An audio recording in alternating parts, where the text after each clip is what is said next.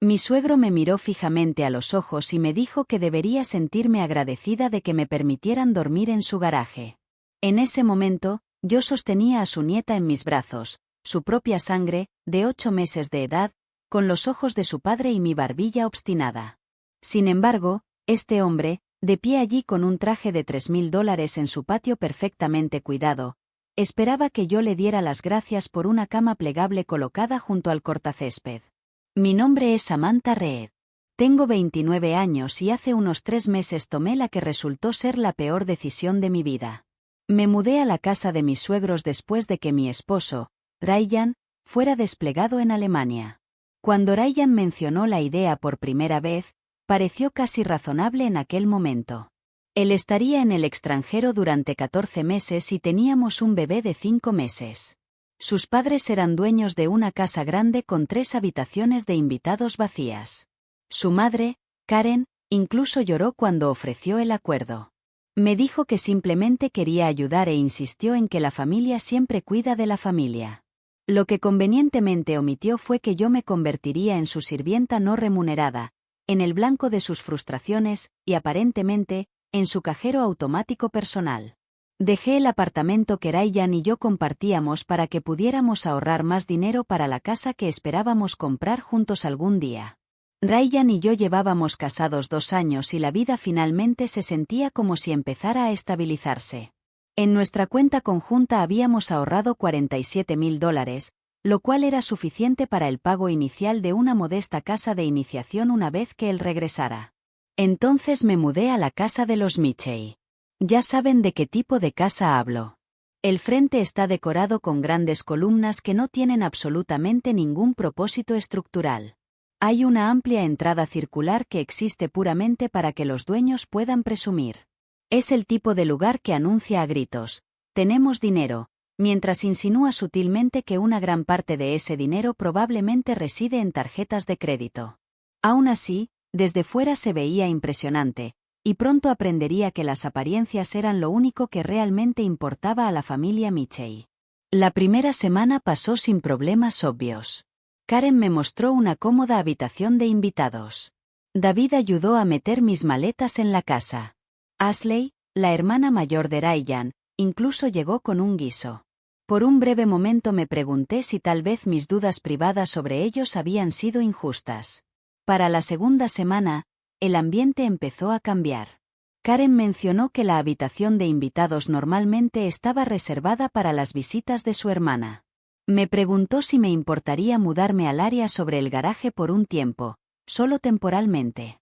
Ese supuesto espacio resultó ser un almacén sin terminar con una cama de campaña y un pequeño calentador que funcionaba con la misma eficacia que una vela de cumpleaños durante una ventisca. Estoy bastante segura de que podría haber guardado helado allí arriba sin necesidad de un congelador, pero seguía diciéndome a mí misma que la situación era solo temporal. Luego se llevaron mi coche. Bueno, técnicamente me convencieron para que les dejara guardarlo en un lugar seguro. Karen afirmó que había habido varios robos en el vecindario. También señaló que yo no tenía ninguna razón real para conducir a ningún lado porque todo lo que necesitaba supuestamente estaba allí mismo en la casa. Y yo, funcionando casi sin dormir tras interminables noches con un bebé inquieto, entregué mis llaves como una completa idiota. No he conducido un coche en 3 meses. Tampoco he tenido acceso a nuestra cuenta bancaria durante ese tiempo. David se las arregló para añadirse a la cuenta y luego me informó que recibiría una asignación semanal de $40 para cubrir mis gastos y los del bebé. ¿Han visto el precio de la leche de fórmula recientemente? Probablemente podría escribir una novela de terror entera basada únicamente en el costo de los pañales. La marca de pañales que no le causaba sarpullido a Emma costaba unos $28 por una sola caja. Eso significaba que me quedaban aproximadamente $12 para comida. Así que empecé a saltarme comidas para asegurarme de que mi hija nunca tuviera que pasar privaciones. Terminé perdiendo 15 libras que, para empezar, no podía permitirme perder. Mi teléfono también fue cambiado a su plan familiar, supuestamente por conveniencia. Lo que no explicaron fue que este arreglo les permitía ver casi todo lo que yo hacía en ese teléfono.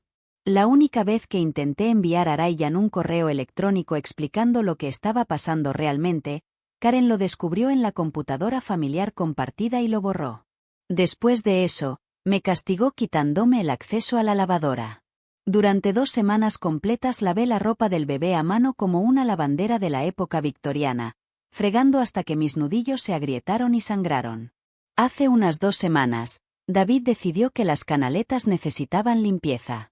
También decidió que yo debería ser la persona responsable de hacer el trabajo. Su explicación exacta fue que necesitaba ganarme mi lugar en la casa. Así que subí por una escalera inestable y llegué a unos 15 pies de altura antes de que todo se desplazara debajo de mí. Intenté agarrarme al borde del tejado pero fallé y caí pesadamente sobre mi tobillo izquierdo. El peine explotó instantáneamente, brillante y agudo, como si alguien hubiera clavado un clavo directamente a través de mi pie. Karen escuchó mi grito y salió. Miró mi tobillo, que ya se había hinchado al tamaño de una toronja, y con calma me dijo que simplemente debía caminar para que se me pasara. Sin médico. Sin bolsa de hielo. Solo caminar para que se pasara. Así que pasé las siguientes 2 semanas cojeando por la casa, completando las tareas con un tobillo que se puso morado y amarillo y hacía sonidos que ningún tobillo sano debería hacer jamás. Durante todo esto, no le dije absolutamente a nadie lo que estaba pasando. Mi padre, Michael Reed, me crió solo después de que mi madre se fuera cuando yo tenía 7 años. Pasó toda su vida trabajando en la construcción. Construyó casas, construyó edificios y, en muchos sentidos, construyó a la persona en la que me convertí. Él siempre me enseñó a ser fuerte, a ser independiente y a nunca permitir que nadie me pisoteara. Y, sin embargo, allí estaba yo, dejando que me empujaran directamente contra el suelo. No me atrevía a decírselo. Solo la vergüenza me habría destruido. Pero el viernes pasado, mi papá decidió conducir 200 millas para sorprender a su nieta por su cumpleaños no oficial de 8 meses. Llegó justo cuando yo cruzaba el césped cojeando, con Emma en la cadera y bolsas de compras en la otra mano. Había caminado 2 millas hasta la tienda y 2 millas de regreso porque ya no tenía coche. Mi tobillo palpitaba tanto que sentía que estaba gritando, y mi padre lo notó todo. Me observó luchar para subir por la entrada y luego me preguntó a dónde se había ido mi coche. Le dije que la madre de Ryan se lo había llevado y que probablemente debería sentirme afortunada de que incluso me permitieran quedarme allí. El rostro de mi padre pasó por unas 7 emociones diferentes en el lapso de 3 segundos. Primero confusión. Luego enfado. Luego rabia. Luego aún más rabia. Finalmente, se instaló en él una expresión que me asustó más que cualquier otra cosa. Calma. Calma total y absoluta. El tipo de calma que llega justo antes de que un huracán embista la costa. Abrió la puerta de su camioneta y dijo 4 palabras que lo cambiaron todo. Me dijo que subiera al coche porque íbamos a solucionar esto esta misma noche. En ese momento no sabía exactamente a qué se refería, pero la mirada en sus ojos dejó una cosa muy clara. La familia Mitchell acababa de crearse un enemigo muy serio. Y Michael Reed no era un hombre que perdiera batallas. Antes de continuar, si estás disfrutando de esta historia, por favor suscríbete y déjame saber en los comentarios desde donde nos ves y qué hora es en el lugar donde vives. Leo cada uno de los comentarios y realmente me alegran el día. Muchas gracias por tu apoyo. Ahora volvamos a lo que sucedió después. Mi padre nos llevó a una pequeña cafetería situada a 3 pueblos de distancia. Explicó que no quería que nadie informara de nuestros movimientos a la familia Mitchell. En ese momento asumí que simplemente estaba siendo demasiado precavido. Más tarde me di cuenta de que en realidad estaba siendo estratégico. A partir de ese momento, cada movimiento que hizo mi padre fue calculado. Después de pasar 35 años trabajando en la construcción sindicalizada, sabía exactamente cómo tratar con personas que se comportaban como acosadores. Me dijo mientras tomábamos café que los Mitchell estaban ejecutando una de las estafas más viejas que existen. Esa noche, se lo conté todo. Cada humillación. Cada privilegio que me habían quitado discretamente. Después de 3 meses de guardar silencio, la verdad finalmente salió a la luz, brotando de mí de golpe, como el agua que escapa de una tubería rota. Expliqué cómo Ashley, la hermana mayor de Ryan, aparecía casi todos los días. Nunca venía a ayudar. Venía a observar y luego informar a su madre. Según Ashley, yo fallaba en todo. Los platos nunca estaban lo suficientemente limpios. El bebé lloraba demasiado a menudo. No mostraba suficiente gratitud por todo lo que su generosa familia supuestamente estaba haciendo por mí. A Ashley nunca le había caído bien. Yo venía de clase trabajadora y mi padre se ganaba la vida con sus manos. En el mundo de Ashley, solo eso me hacía inferior. Mi padre escuchó sin interrumpir. Cuando le dije que Karen había estado monitoreando mis correos electrónicos, vi cómo se le ponían blancos los nudillos. Pensé que volcaría la mesa cuando terminé de explicarlo, pero en lugar de eso se mantuvo calmado y me hizo una pregunta firme, preguntando qué más no le había contado a Ryan. Fue entonces cuando me derrumbé, porque la verdad era simple y dolorosa. No le había dicho nada a Ryan. Durante cada videollamada, sus padres estaban en la habitación, escuchando y observando. Si intentaba enviarle un mensaje de texto honesto, revisaban mi teléfono después. Estaba completamente aislada de mi propio esposo. Y la cosa iba más allá. Karen llamaba regularmente a Ryan por su cuenta, usando su propio teléfono, describiendo con entusiasmo lo maravilloso que era todo. Le decía lo feliz que parecía Emma y lo agradecida que estaba yo. Pintaba una imagen de mí prosperando. Ryan estaba destinado a unas 6.000 millas de distancia, en una base con acceso limitado a Internet. No tenía motivos para dudar de sus padres, así que creía todo lo que ella decía. Entonces mi padre preguntó por la cuenta bancaria. Le dije que David se encargaba de todo. Cada lunes recibía $40, y ese era el único dinero que veía. Cuando papá preguntó si todavía tenía acceso al inicio de sesión, le dije que creía que sí, aunque no lo había intentado desde que me mudé. Él sonrió entonces, pero no fue una sonrisa cálida. Fue el tipo de mirada que un jugador de ajedrez da cuando ve el jaque mate a 3 movimientos de distancia. Puso dinero sobre la mesa y dijo que íbamos a Kinkos. Kinkos a las 11 de la noche se sentía extraño. Un hombre en bata estaba haciendo copias de algo que preferí no examinar. Mientras tanto, me senté e inicié sesión en una cuenta bancaria que no había abierto en 3 meses. Al principio, los números no encajaban. Deberíamos haber tenido alrededor de $47.000. El sueldo militar de Ryan se había depositado automáticamente todo ese tiempo. Debería haber habido más dinero en la cuenta, no menos. En cambio, la pantalla mostraba $8.200. Casi $39.000 habían desaparecido. Papá acercó una silla y dijo que necesitábamos revisar el historial de transacciones. Imprimimos página tras página. El patrón era claro e inquietante. Había transferencias a BB Holdings LLC por un total de $15.000 durante 3 meses. No reconocí el nombre hasta que papá lo buscó y encontró la boutique de Instagram de Ashley. Ella había estado vendiendo supuestos cristales curativos a mujeres desprevenidas, piedras que parecían haber sido recogidas de un estacionamiento después de una tormenta.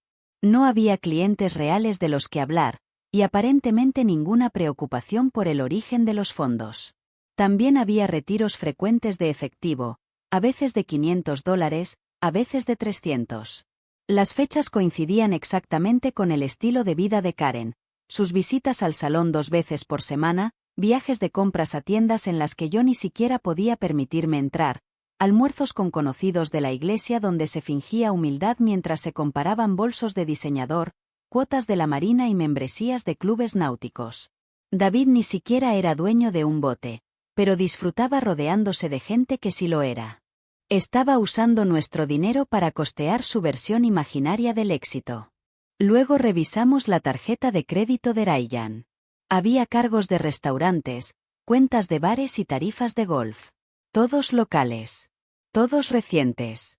Todos imposibles para alguien destinado en Alemania. David había estado usando la identidad de su propio hijo mientras yo apenas sobrevivía en su garaje. Mi padre se inclinó hacia atrás y dijo algo que nunca olvidaré. Dijo que había visto operaciones de contabilidad de la mafia que eran más sutiles que esto. Tenía razón. Los Mitchell ni siquiera habían intentado ocultar lo que estaban haciendo. Estaban tan seguros de que yo nunca revisaría, que dejaron un rastro lo suficientemente obvio como para que cualquiera lo siguiera. Papá ya estaba llamando a alguien. Tenía una amiga, una asistente legal jubilada llamada Laura Bennett, que le debía un favor. Decidió cobrarlo esa misma noche porque lo que los Mitchell habían hecho no era solo cruel, era criminal. Pero antes de tomar más medidas, necesitábamos comunicarnos con Ryan directamente, sin que sus padres escucharan. Laura Bennett llegó a Kinko's alrededor de la medianoche usando pantuflas rosas de peluche y una sudadera de Michigan. Parecía la abuela de alguien que venía a hornear galletas, pero no estaba allí para nada doméstico.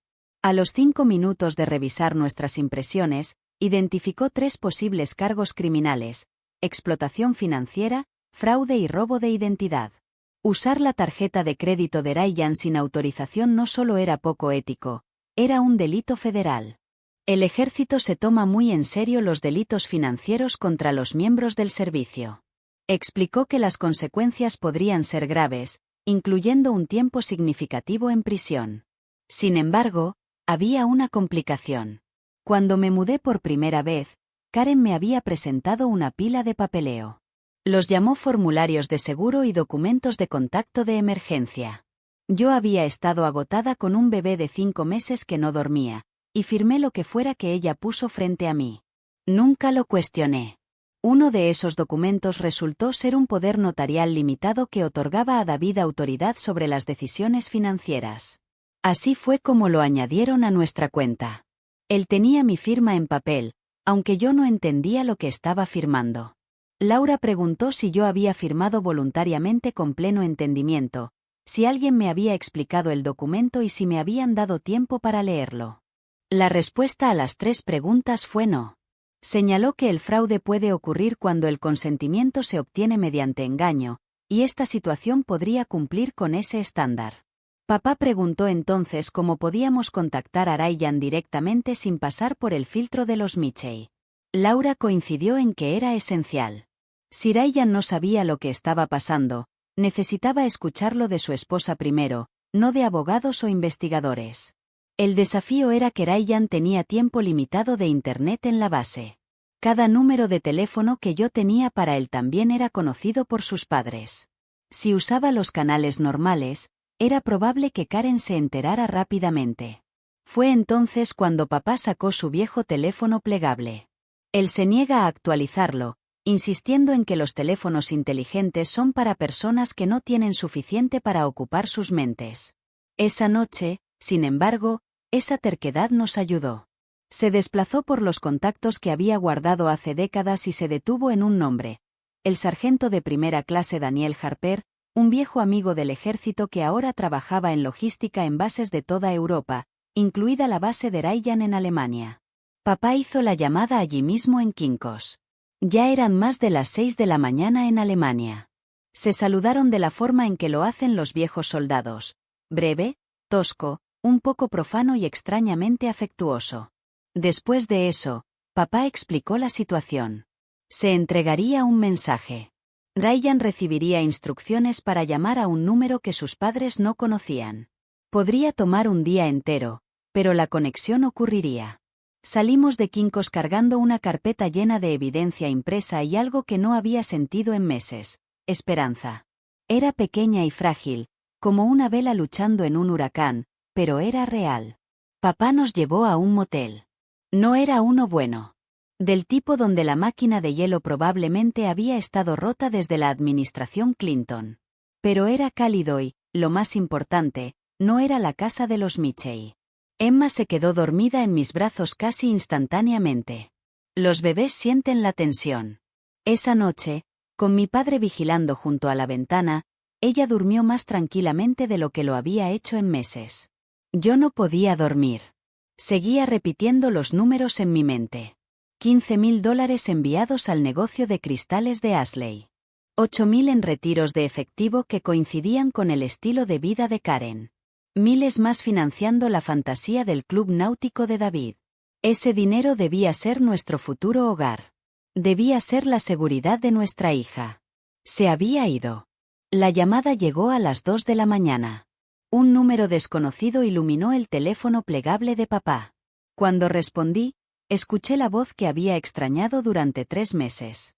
Ryan sonaba confundido. Alguien que no conocía le había pasado un mensaje urgente diciéndole que llamara a este número. Preguntó si todo estaba bien y si Emma estaba a salvo. Intenté responder con calma, pero las lágrimas llegaron antes de que pudiera detenerlas. 3 meses de mantenerme entera se derrumbaron en una sola ola. Cuando finalmente pude hablar con claridad, se lo conté todo. Después de que terminé, hubo silencio. Lo suficientemente largo como para que me preguntara si se había cortado la conexión. Lo suficientemente largo para que una parte aterrorizada de mí se preguntara si él les creería a sus padres en lugar de a mí. Entonces Ryan habló, diciendo que me creía a mí, Samantha. No dudó. No exigió pruebas. No defendió a su familia. Le creyó a su esposa. Tenía muchas preguntas y, tras hacerlas, me dijo lo que pretendía hacer. A primera hora de la mañana, iría directamente a su oficial superior.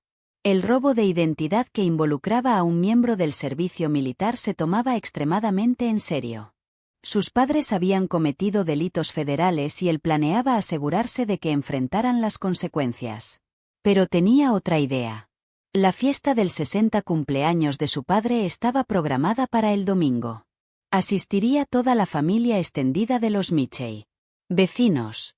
Socios comerciales. Amigos de la iglesia. Todos a quienes habían pasado años impresionando con su imagen de perfección cuidadosamente elaborada. Ryan sugirió hacer una videollamada sorpresa durante la fiesta para desearle a su padre un feliz cumpleaños. Se preguntó qué pasaría si esa llamada no se desarrollaba de la manera que David esperaba. Podía escuchar la rabia fría bajo sus palabras. Esto ya no se trataba solo de justicia. Se trataba de exposición. De arrancar la máscara frente a todos. Le dije que lo amaba. Él me dijo que también me amaba. Luego añadió algo que me hizo sonreír por primera vez en 3 meses, diciendo que su padre estaba a punto de experimentar el peor cumpleaños de su vida. El sábado por la mañana se sintió diferente. La luz del sol se filtraba a través de las cortinas baratas del motel como si el equilibrio de las cosas finalmente estuviera cambiando. Emma despertó sonriendo, buscando mi cara con sus manitas, completamente ajena a que su madre se estaba preparando para la batalla. Papá ya estaba despierto. Dudaba que hubiera dormido algo. Había pasado la noche haciendo llamadas, organizando lo que él llamaba la infraestructura de la justicia. Había pasado 35 años construyendo cosas con sus manos. Ahora estaba construyendo algo completamente distinto. Los Mitchell no tenían idea de lo que habían despertado cuando tomaron como blanco a la hija de Michael Reed. Ryan también había estado trabajando. Alrededor de las 6 de la mañana, poco después de reunirse con su oficial superior, llamó de nuevo. El ejército no tolera el robo de identidad contra sus miembros en servicio.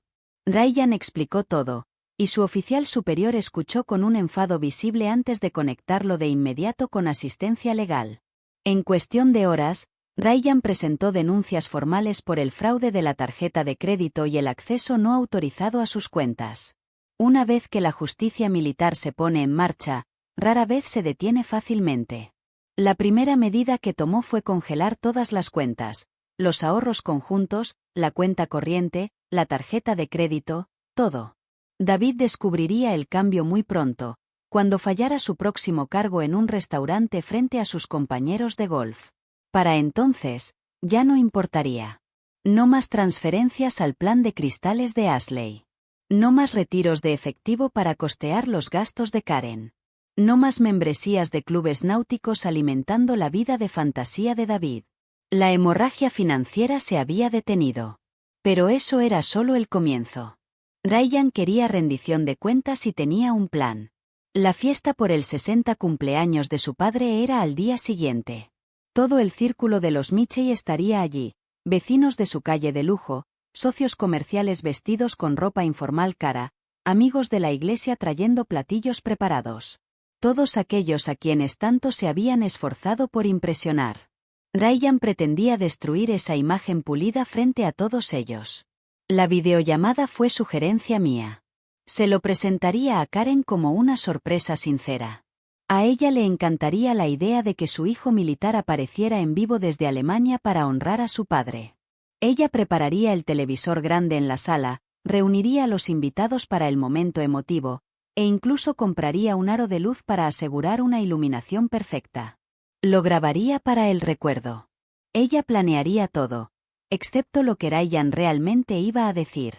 Alrededor del mediodía, Laura llegó al motel con actualizaciones. Su amigo Sullivan, un detective de delitos financieros jubilado con 20 años de experiencia, había revisado nuestra documentación de manera informal. Según él, había pruebas más que suficientes para justificar una investigación formal. El poder notarial engañoso, los retiros no autorizados, el robo de identidad, no eran infracciones menores. Eran delitos graves. Sullivan no podía realizar arrestos basándose únicamente en una revisión informal. Pero podía hacer algo casi igual de poderoso. Podía asistir a la fiesta, mostrando visiblemente su placa, y empezar a hacer preguntas. La investigación formal tomaría tiempo, pero el interrogatorio público podía comenzar de inmediato.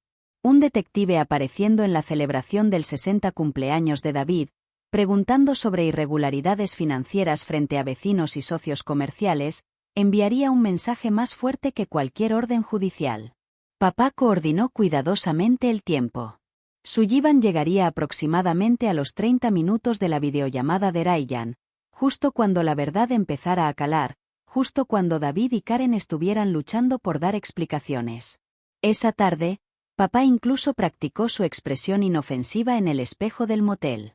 No dejaba de preguntar si se veía confiable, como un abuelo solidario que simplemente apoyaba a su hija, en lugar de un hombre que se preparaba para desmantelar una reputación entera. Le dije que se veía convincente. Él dijo que yo era una mala mentirosa, pero que agradecía el intento. Yo tendría que regresar a la casa, enfrentar a Karen y fingir que nada había cambiado. Tendría que interpretar el papel de la nuera agradecida por un último día. La idea me revolvía el estómago, pero si sospechaban algo, podrían cancelar la fiesta o intentar destruir pruebas. Necesitaban sentirse seguros, confiados, completamente desprevenidos. Papá me llevó de vuelta alrededor de las 4 de la tarde. Antes de bajar del coche, le envié a mi padre un mensaje describiendo exactamente dónde había escondido mi maleta preparada.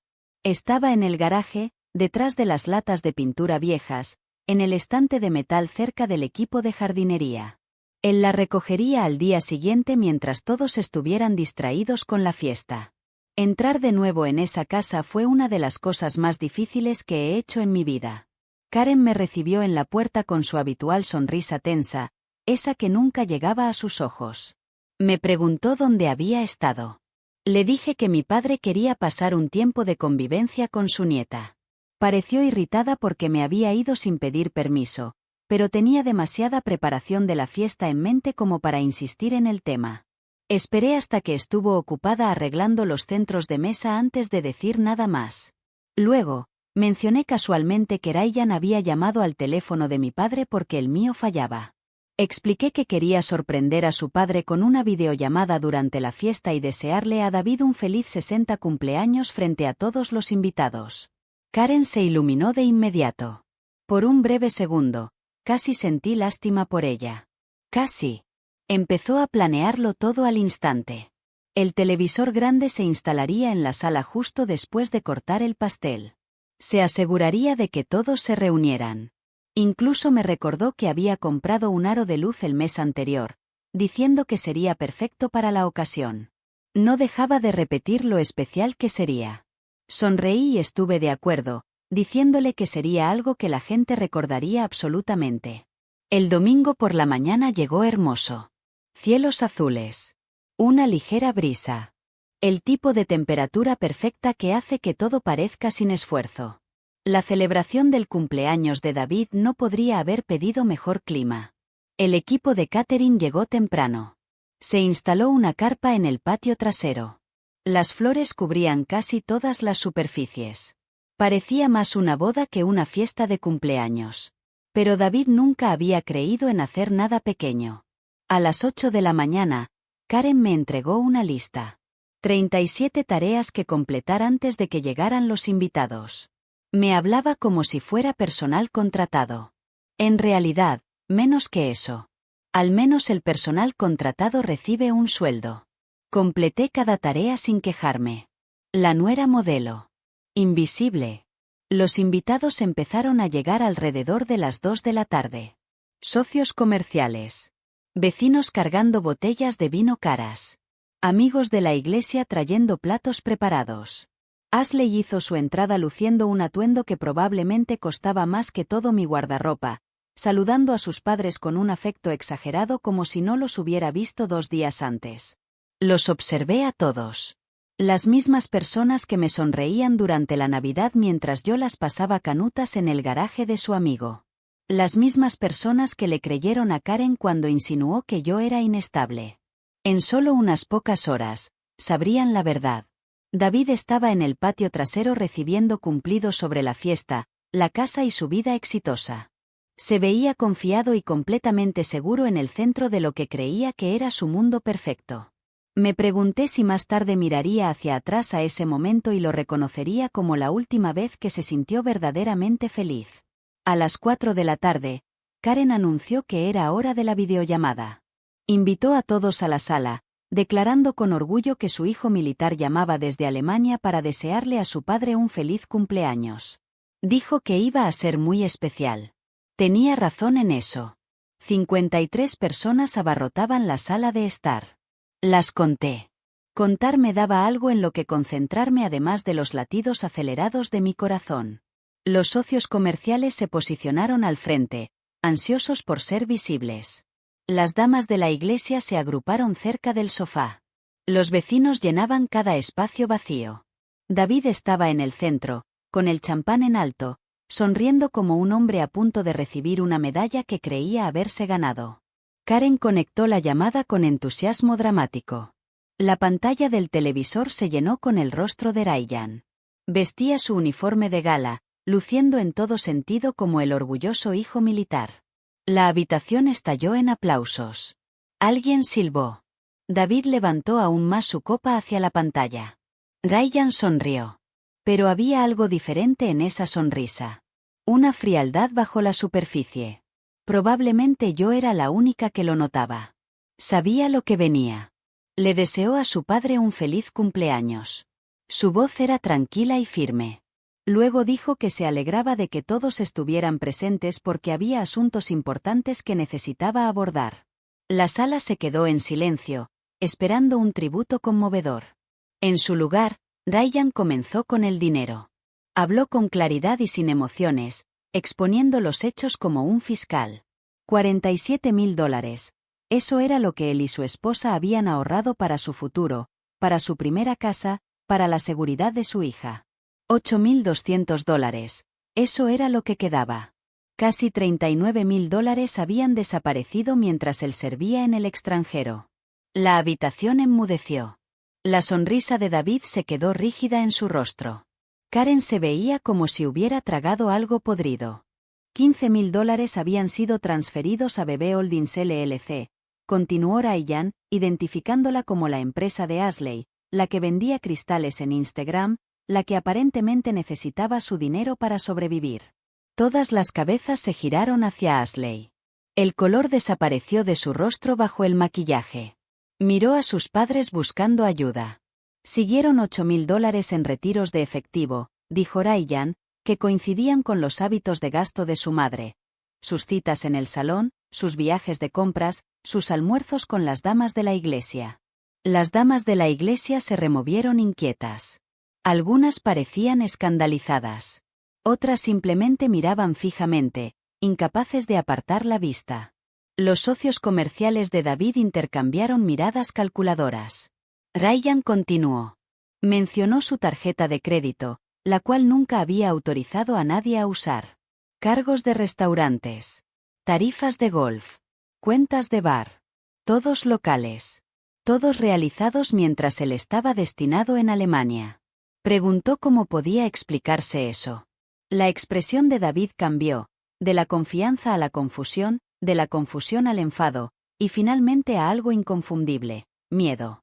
Abrió la boca, probablemente preparando una explicación. Nunca tuvo la oportunidad. Sonó el timbre.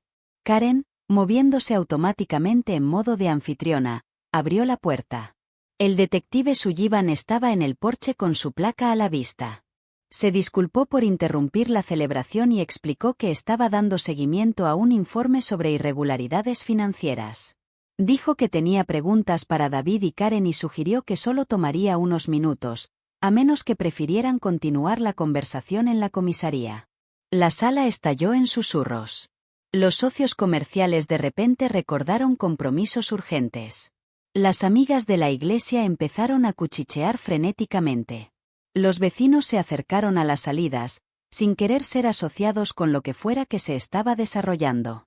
Entonces la voz de Ryan cortó el ruido, declarando que no había terminado. Las 53 personas dejaron de moverse. El detective permaneció en el umbral, observando. Ryan comenzó a describir mi realidad: el garaje, la cama plegable junto al cortacésped, los $40 que debían alimentar a 2 personas, el coche confiscado, el teléfono vigilado, los correos electrónicos borrados. Les habló sobre la escalera y mi tobillo. Sobre recibir la orden de caminar con una lesión que podría haber sido una fractura. Luego habló de las mentiras. Las historias que Karen difundió sobre mi salud mental. Los susurros de que yo era inestable. Que no se me podía confiar mi propia bebé. La campaña deliberada para arruinar mi reputación para que, si alguna vez hablaba, nadie me creyera. Observé cómo cambiaban las expresiones en la sala. Las damas de la iglesia que le habían creído a Karen, que probablemente ellas mismas habían repetido esas historias, ahora parecían enfermas. Los vecinos que me habían visto cojear y no ofrecieron ayuda no podían sostenerme la mirada. Todos habían sido engañados. Todos habían participado sin darse cuenta. Karen intentó interrumpir. Lo llamó mentiras. Malentendidos. Me describió como una chica con problemas que inventaba historias. Pero su voz temblaba. La compostura impecable en la que confiaba se estaba quebrando. Ya nadie la miraba con simpatía. La miraban como si la vieran claramente por primera vez. David intentó una táctica diferente. Se giró hacia sus socios comerciales y afirmó que era un asunto familiar privado que se había salido de control. Sugirió que podría manejarse discretamente. Uno de sus socios, un hombre de cabello plateado llamado Robert, hizo una sola pregunta directa. Preguntó si David había usado la tarjeta de crédito de su hijo. David no respondió. Su silencio fue la respuesta. El detective Sullivan sugirió con calma que David y Karen lo acompañaran a la comisaría voluntariamente. Dijo que podrían responder algunas preguntas y aclarar cualquier malentendido. Ryan habló una última vez. Me miró a través de la pantalla y le dijo a Samantha que tomara a nuestra hija y se fuera con mi padre. Dijo que volvería a casa lo antes posible y que nos amaba a las dos. Luego miró a sus padres, las personas que lo criaron, las personas que le habían robado, maltratado a su esposa y mentido durante 3 meses. No se despidió. No repitió un deseo de cumpleaños. Simplemente terminó la llamada. La pantalla se oscureció, y el mundo perfecto de David pareció oscurecerse con ella. Caminé hacia la puerta donde papá me esperaba. Ya había recuperado mi maleta de detrás de las latas de pintura. El asiento de seguridad de Emma estaba asegurado en su camioneta. Al pasar, Karen me agarró del brazo. Sus uñas se clavaron en mi piel. Susurró que me arrepentiría de esto, que tenía abogados, conexiones y personas que le debían favores. Miré su mano apretando mi brazo, luego su rostro, la mujer que había hecho mi vida insoportable durante 3 meses. Que había sonreído mientras robaba mi dinero, me negaba la comida, me dejaba pasar frío y me aislaba de todos los que se preocupaban por mí. Le dediqué una sonrisa real, la primera genuina que lucía en esa casa. Entonces le dije que no le tenía miedo. Me solté y salí a la luz del sol. Detrás de mí, el detective Sullivan comenzó a hacer preguntas. David tropezaba con sus palabras.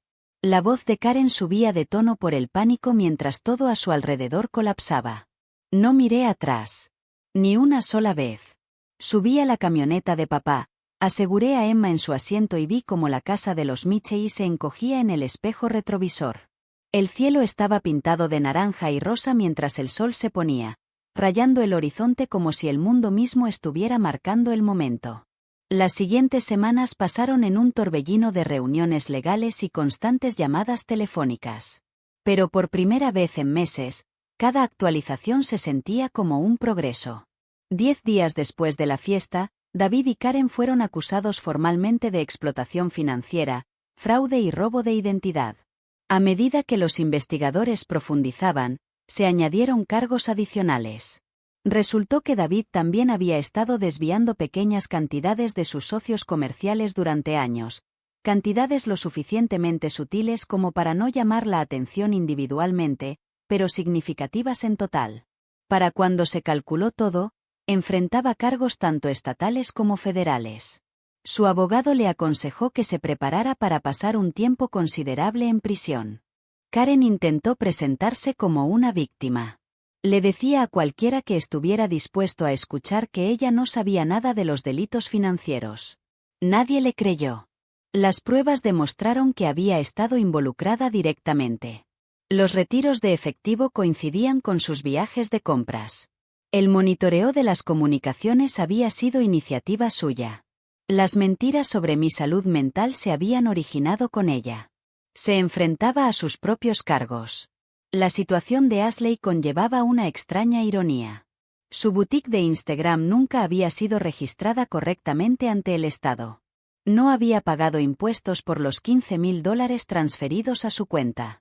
Cuando los investigadores examinaron su negocio, descubrieron numerosas infracciones. Sus ambiciones de influencer terminaron el día en que la autoridad fiscal del estado le exigió pagos atrasados y multas.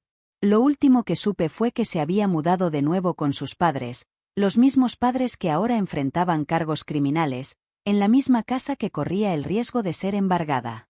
Ryan recibió un permiso de emergencia 3 semanas después de la fiesta.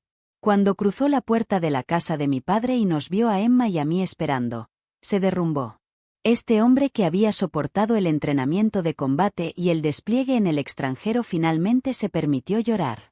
Nos abrazamos, los tres, y en ese momento supe que estaríamos bien. No iguales que antes, pero bien.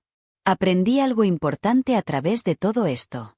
Mi padre siempre había dicho que guardara un fondo de emergencia personal, dinero al que nadie más pudiera acceder.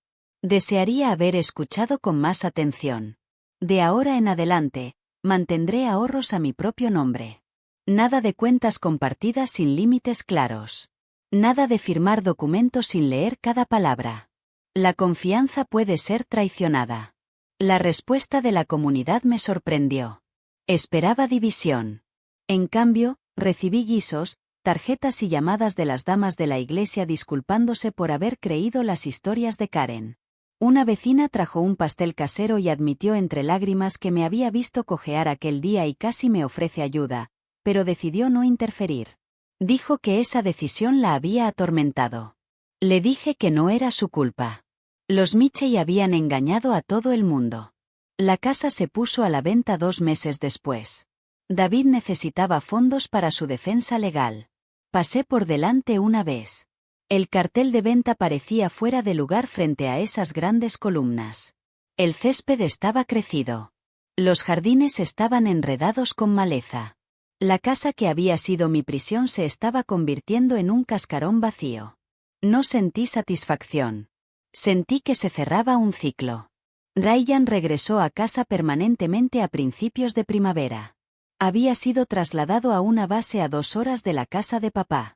Empezamos a buscar casa de nuevo, más pequeña de lo que habíamos imaginado una vez, pero nuestra. Sin suegros con llaves de repuesto. Sin cuentas compartidas con la familia extendida. Sin poderes notariales nunca más. La última vez que vi a Karen fue durante una audiencia judicial. Parecía más pequeña de lo que recordaba. El personaje pulido de dama de la iglesia se había desvanecido, reemplazado por algo expuesto y asustado. Intentó cruzar su mirada con la mía. Miré más allá de ella como si fuera invisible. Ya no recibe mi atención. No recibirá nada de mí nunca más. Mientras salía del tribunal, sostenía la mano de mi esposo de un lado y la de mi padre del otro. Emma balbuceaba felizmente en su portabebés, ajena a todo lo que había sucedido. Algún día conocerá esta historia. Le diré que su madre encontró valor incluso cuando no se sentía valiente. Que su abuelo condujo 200 millas porque algo no se sentía bien. Que su padre eligió creer a su esposa cuando más importaba. Y le enseñaré la lección más importante. No necesitas permiso para defenderte. No necesitas aprobación para exigir respeto. Cualquiera que intente quitarte tu dignidad no merece un lugar en tu vida. Ni siquiera la familia. Especialmente no la familia que te haría daño. Algunas personas confunden la amabilidad con la debilidad. Los Mitchell cometieron ese error. Creyeron que porque yo era educada y no me defendí de inmediato, podían hacer lo que quisieran. Aprendieron lo contrario. Cuando te cruzas con un rehén, debes estar preparado para las consecuencias. La familia protege a la familia, siempre. Muchas gracias por vernos. Más de mis historias más apasionantes ya están en tu pantalla. Haz clic en una ahora y no te pierdas la mejor parte. Te va a encantar. Nos vemos en la próxima.